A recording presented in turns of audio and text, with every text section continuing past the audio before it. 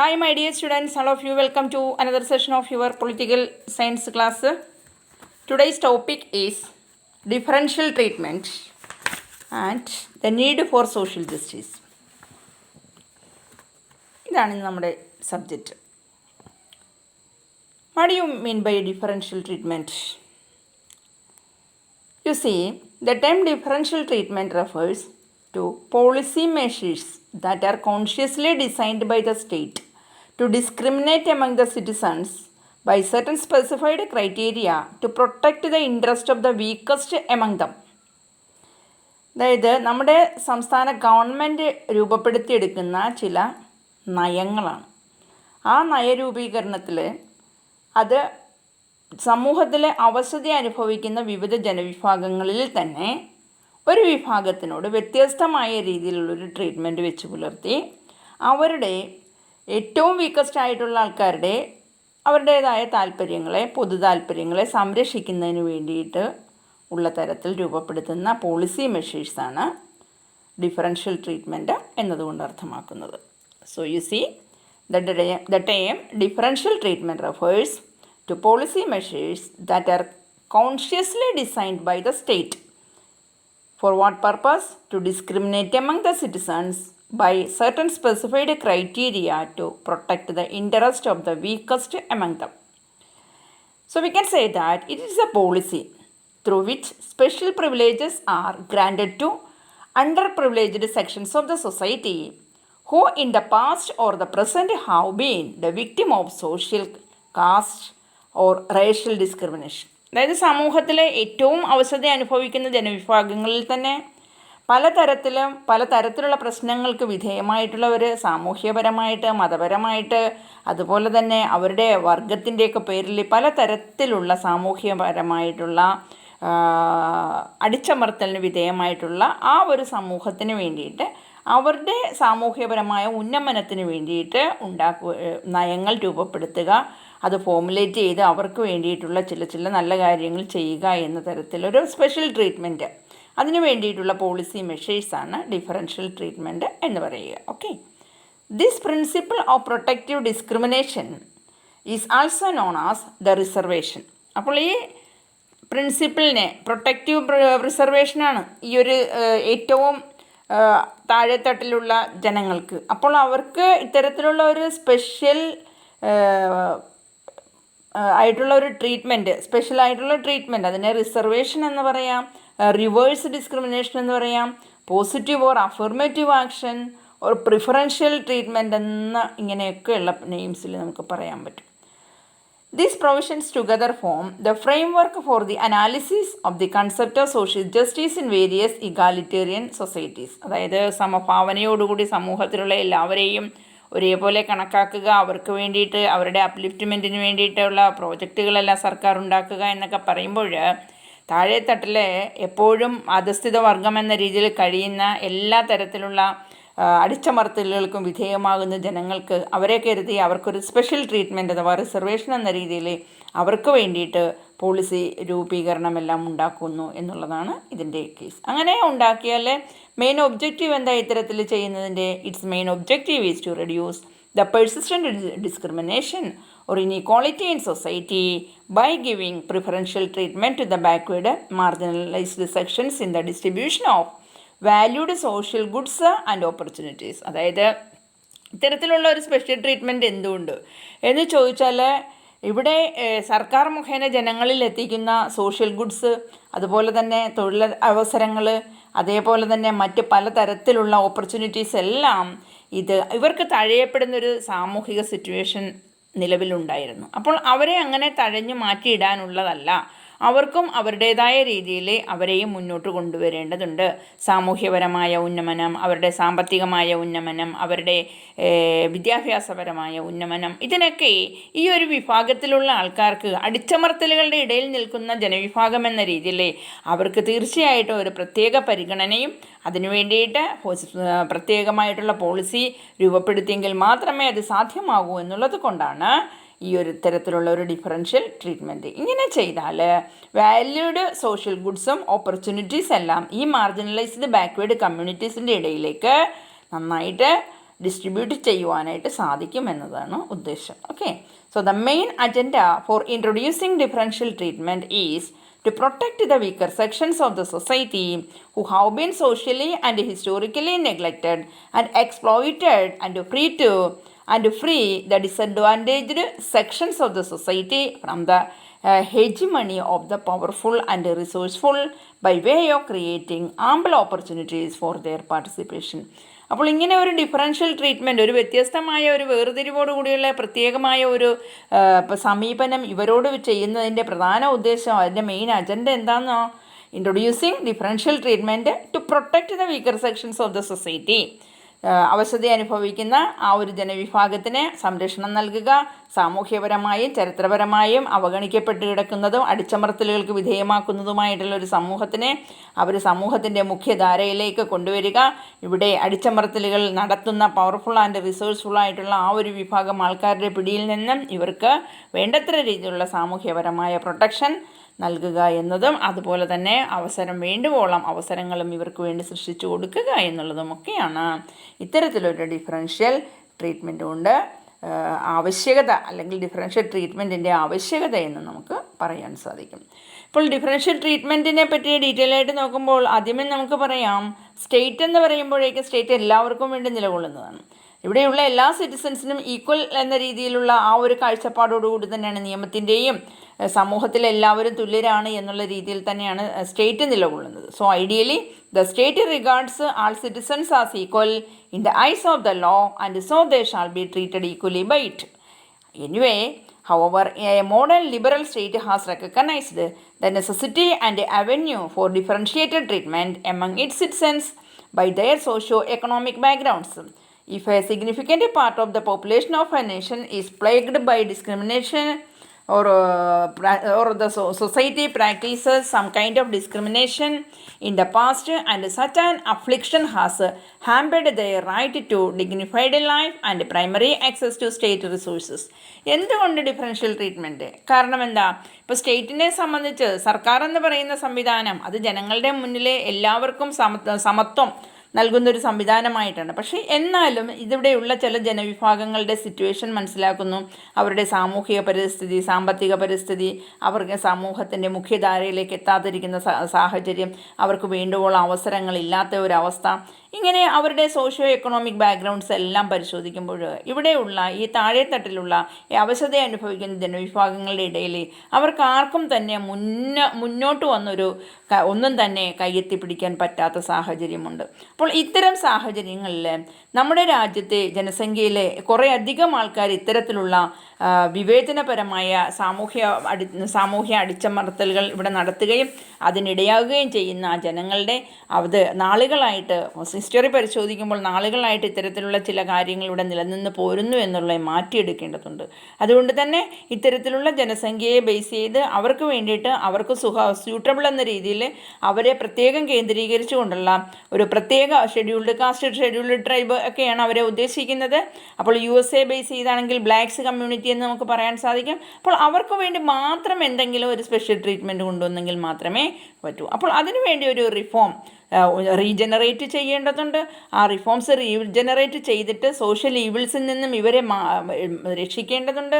അപ്പോൾ അത്തരത്തിലുള്ള കാര്യങ്ങൾ ചെയ്യുന്നതിന് വേണ്ടിയിട്ട് bold measures for the eradication of social maladies had become the need of the അവർ. അതാണ് സോഷ്യൽ മാലഡി, സാമൂഹികമായിട്ട് ഇവിടെ നിൽക്കുന്ന ദുരാചാരങ്ങൾ, അതിനെ ഇല്ലാതാക്കണം, അടിച്ചമർത്തലുകൾ ഇല്ലാതാക്കണം. ഈ അടിച്ചമർത്തലുകൾക്ക് വിധേയമാകുന്ന ഒരു ജനവിഭാഗത്തെ സാമൂഹികമായ സംരക്ഷണം നൽകേണ്ട സാമൂഹ്യ ഉത്തരവാദിത്തം അത് സർക്കാരിന് തന്നെയാണെന്ന ഒരു തിരിച്ചറിവോടുകൂടിയാണ് ഇവർക്ക് വേണ്ടിയിട്ട് ഇങ്ങനെ ഒരു ഡിഫറൻഷ്യൽ ട്രീറ്റ്മെൻറ്റ്. അതുകൊണ്ട് തന്നെ സോഷ്യൽ ജസ്റ്റിസിൻ്റെ ആവശ്യകതയാണ് ഇത് മുന്നോട്ട് വയ്ക്കുന്നത്. അപ്പോൾ സോഷ്യൽ ജസ്റ്റിസിൻ്റെ ആവശ്യകത എന്താ? The need for social justice. You see, our society has always been full of inequalities and injustices. നമ്മുടെ സമൂഹം എന്ന് പറയുമ്പോൾ നിറയെ എന്തുണ്ട്? ഇനീക്വാളിറ്റീസ് ഉണ്ട്, ഇൻജസ്റ്റിസസ് നിലനിൽക്കുന്ന ഒരു സമൂഹമാണ്.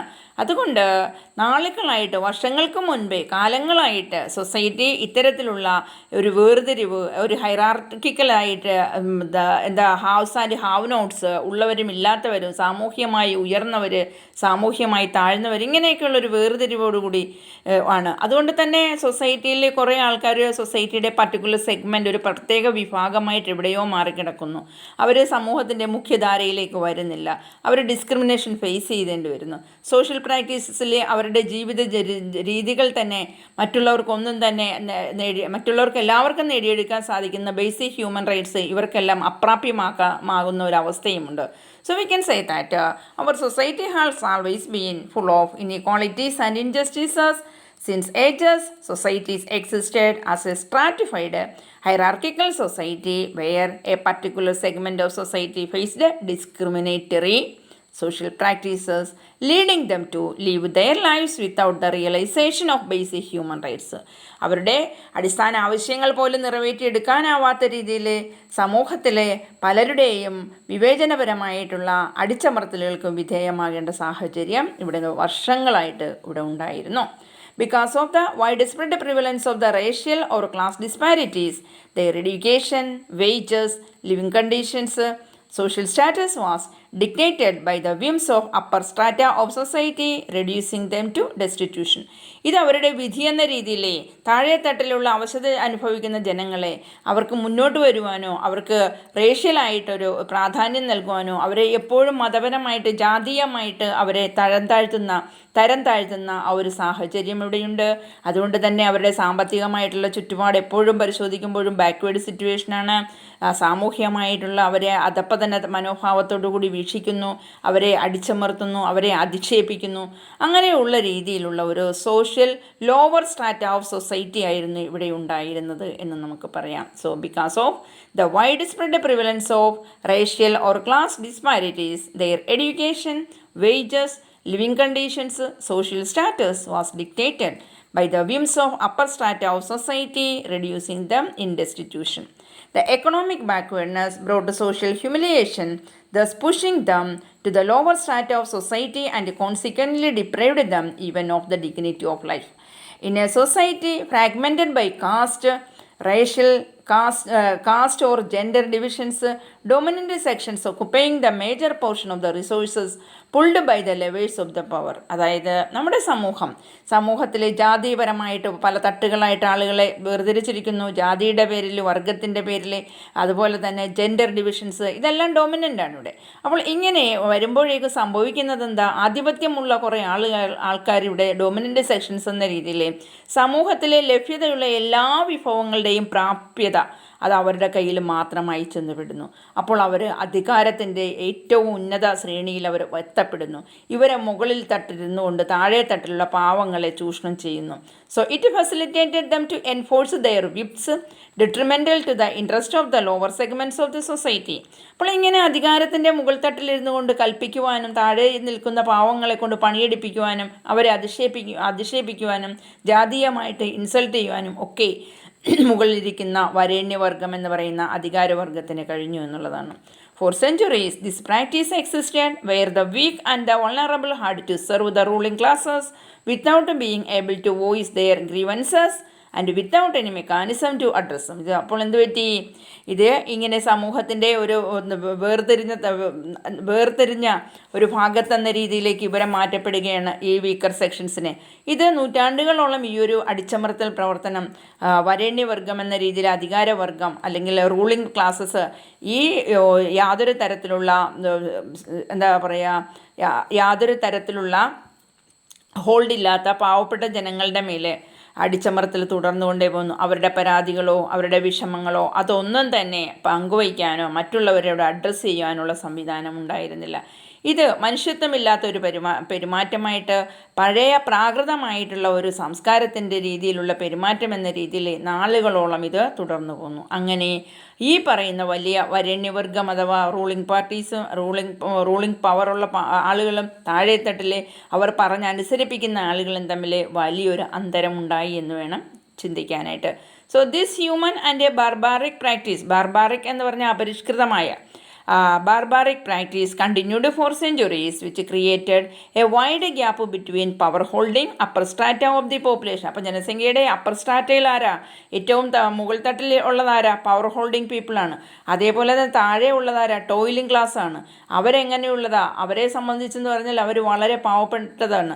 അവർ മറ്റുള്ളവർ ഈ മുകളിൽ തട്ടിലിരിക്കുന്ന ആൾക്കാർ പറയുന്നത് എന്താണോ അതനുസരിച്ച് അവരെ ഓച്ചാനിച്ച് നിന്നുകൊണ്ട് അനുസരണയോടുകൂടി നിൽക്കുന്ന ആൾക്കാർ. So this toiling class was at receiving the end of such discrimination. അപ്പോൾ ഈ ടോയിലിംഗ് ക്ലാസിൻ്റെ മേലാണ് എല്ലാ തരത്തിലുള്ള ഡിസ്ക്രിമിനേഷൻ വെച്ച് പുലർത്തിയിരുന്നത്. Accordingly the judiciaries across the world have provided various institutional avenues for social empowerment of the weaker sections of the society. One significant measure among them is the policy of protective discrimination, which involves the deliberate act of preferential treatment by the state in favor of particular groups of people by race, religion, gender, and even spatial location. അതായത് ഇത്തരത്തിലുള്ള വേർതിരിവോട് കൂടിയുള്ള പ്രവർത്തനം അല്ല പെരുമാറ്റം, മുകൾ തട്ടിലുള്ള വരേണ്യവർഗം താഴെത്തട്ടിലുള്ള പാവങ്ങളോട് അടിച്ചമർത്തലുകൾ, അവരെ കൊണ്ട് എന്തും ചെയ്യിക്കാമെന്ന രീതി, അടിമപ്പണി ചെയ്യിക്കുക, ഇതെല്ലാം നാളുകളോളം തുടർന്നു പോന്നു. നൂറ്റാണ്ടുകളായിട്ട് ഇവിടെ ഇതിങ്ങനെ ചെയ്തു പോന്നു. അങ്ങനെ വന്നപ്പോഴേക്കും ഇവിടെ നിയമപരമായിട്ടുള്ള ചില ജുഡീഷ്യൽ സംവിധാനങ്ങൾ ലോകത്തെമ്പാടും ചില സ്ഥാപനപരമായിട്ടുള്ള വഴികൾ ഉണ്ടാക്കിക്കൊണ്ടുവന്നു. അങ്ങനെ സാമൂഹ്യപരമായിട്ടുള്ള ഉയർച്ചയ്ക്കും ഉന്നമനത്തിനും സമൂഹത്തിലെ ഏറ്റവും താഴെത്തട്ടിലുള്ള ആൾക്കാർക്കും സാമൂഹ്യപരമായി ഉയരുന്നതിനുള്ള വഴികൾ ഒരുക്കുന്നതിന് വേണ്ടിയിട്ട് ജുഡീഷ്യറി തലത്തിലെ പലതരത്തിലുള്ള സ്ഥാപനപരമായ നീക്കങ്ങൾ ഉണ്ടാക്കി എന്നുള്ളതാണ്. അത്തരത്തിലുള്ള ഏറ്റവും പ്രധാനപ്പെട്ട ഒരു മെഷർ ഇവയിലുണ്ടായതാണ് പോളിസി ഓഫ് പ്രൊട്ടക്റ്റീവ് ഡിസ്ക്രിമിനേഷൻ. താഴെത്തട്ടിലുള്ള പാവങ്ങളുടേതായ അവരുടേതായ കാര്യങ്ങളെ അവർക്ക് സാമൂഹ്യപരമായ ഒരു സംരക്ഷണം നൽകുകയും അങ്ങനെ അതിനു വേണ്ടിയിട്ട് പ്രിഫറൻഷ്യൽ ട്രീറ്റ്മെൻറ്റ് അവർക്ക് നൽകണം. സംസ്ഥാനം ഇവർക്കൊരു പ്രിഫറൻഷ്യൽ ട്രീറ്റ്മെൻറ്റ് അവരുടെ പർട്ടിക്കുലർ ഗ്രൂപ്പ്സ് എന്ന രീതിയിൽ ആ ജനസമൂഹത്തിനെ, അവരുടെ വർഗത്തെ, അവരുടെ മതത്തെ, അവരുടെ ജെൻഡറിനെ എല്ലാം മാനിച്ചു അവരുടെ ആ ഒരു സ്പേഷ്യൽ ലൊക്കേഷൻ എവിടെയാണ്, അവർ സമൂഹത്തിലുള്ള സാമൂഹ്യ മുഖ്യധാരയിൽ നിന്നെല്ലാം ഒഴിഞ്ഞു മാറി ഏതെങ്കിലും ഒരു ഭാഗത്ത് ഒതുങ്ങിക്കഴിയുന്നവരായിരിക്കും. അപ്പോൾ അവരെവിടെയാണോ സ്ഥലപരമായിട്ട് അവർ നിലകൊള്ളുന്നത് അവിടെ എല്ലാം കണക്കിലെടുത്ത്, അപ്പോൾ അവരുടെ race, religion, gender, spatial location ഇവയെല്ലാം കണക്കിലെടുത്തുകൊണ്ട് അവർക്ക് സ്പെഷ്യൽ പ്രൊട്ടക്ഷന് വേണ്ടിയിട്ട് ഒരു ഡിഫറൻഷ്യൽ ട്രീറ്റ്മെൻറ്റ്, പ്രൊട്ടക്റ്റീവ് ഡിസ്ക്രിമിനേഷൻ, അതിന് വേണ്ടിയിട്ടുള്ള പോളിസി ഫോമുലേഷൻ എല്ലാം ഉണ്ടാവണം.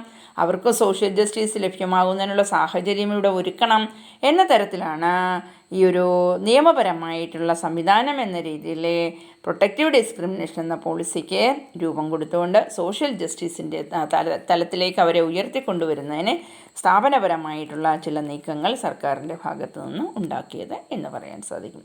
So that is the need for social justice. Okay, അപ്പോൾ സോഷ്യൽ ജസ്റ്റിസ് എന്നുള്ള ഈ ഒരു ഭാഗം ഇവിടെ അവസാനിക്കുകയാണ്. സോഷ്യൽ ജസ്റ്റിസിൻ്റെ ആവശ്യകത എന്തുകൊണ്ട് ഡിഫറൻഷ്യൽ ട്രീറ്റ്മെൻറ്റ് എന്നുള്ള ഒരു പാർട്ടുമായി ബന്ധപ്പെട്ടിട്ടുള്ള ആശയം നിങ്ങൾക്ക് മനസ്സിലായി കാണുമെന്ന് വിശ്വസിക്കുന്നു. ആദ്യമായി വീഡിയോ കാണുന്നവർ, ക്ലാസ് വാച്ച് ചെയ്യുന്നവർ തീർച്ചയായിട്ടും ഒന്ന് സബ്സ്ക്രൈബ് ചെയ്യുക, നോട്ടിഫിക്കേഷൻ കിട്ടാൻ ശ്രദ്ധിക്കുക. നിങ്ങൾ കേൾക്കുന്ന ഓരോ ക്ലാസ്സും ഒന്ന് കമൻറ്റ് ചെയ്യാൻ കൂടി ശ്രദ്ധിക്കുക, ഒന്ന് ലൈക്ക് ചെയ്യുക. അങ്ങനെയാണെങ്കിൽ നിങ്ങൾ കേൾക്കുന്ന ആ ഒരു ക്ലാസ്സിനെ പിന്തുടർന്ന് നിങ്ങളുടെ സുഹൃത്തുക്കളും ഈ ഒരു ക്ലാസ് കേൾക്കുവാനായിട്ട് അവസരമുണ്ടാകും എന്നതും മനസ്സിലാക്കുക. ഓക്കെ, അപ്പോൾ ക്ലാസ് വാച്ച് ചെയ്യുക, തീർച്ചയായിട്ടും കമൻറ്റ് ചെയ്യാനായിട്ട് ശ്രദ്ധിക്കുക. Okay, thank you.